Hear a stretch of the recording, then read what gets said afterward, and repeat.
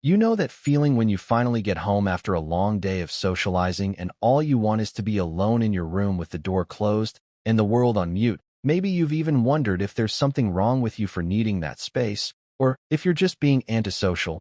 But what if I told you that your need for alone time isn't just a personality quirk, it's actually rooted in the way your brain is wired, and it's a sign of something much deeper than most people realize.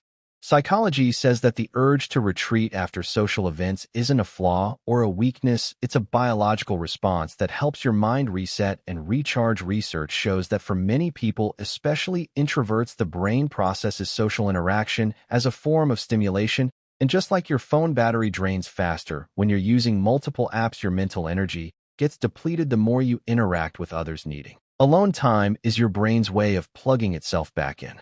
Let's start with dopamine sensitivity, which is one of the most fascinating differences between introverts and extroverts. Studies have found that introverts have a higher sensitivity to dopamine, the neurotransmitter that's released during social activities and stimulating environments, while extroverts thrive on this rush. Introverts can quickly become overstimulated and even exhausted by it. So, when you feel that urge to escape the crowd and find a quiet corner, it's not you being rude, it's your brain protecting itself from overload and giving you a chance to reset. Another key factor is the concept of social fatigue, which is a real and measurable phenomenon. Psychologists call it social hangover, and it happens when your brain's social circuits have been running for too long. Just like muscles get tired after a workout, your mind gets tired after processing conversations, body language, and emotional cues for hours on end. This is especially true for deep thinkers and highly sensitive people who tend to pick up on every little detail in a room. So if you find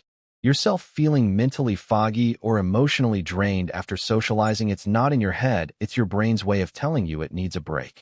Overstimulation is another piece of the puzzle, and it's more common than you might think. Environments with loud music, bright lights, or lots of people talking at once can flood your senses and make it hard to focus or relax. Neuroscience explains that introverts have a more active default mode network, the part of the brain responsible for introspection and self-reflection. So when you're surrounded by constant noise and activity, your brain is working overtime to process both the external world and your internal thoughts. No wonder you need to retreat to a quiet space to recover.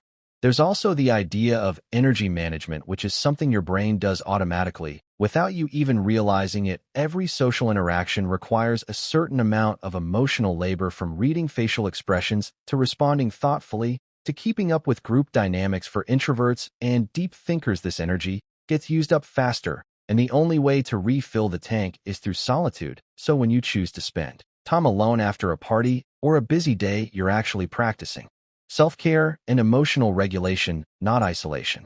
Finally, research shows that people who rehearse conversations tend to be more self-aware and emotionally resilient.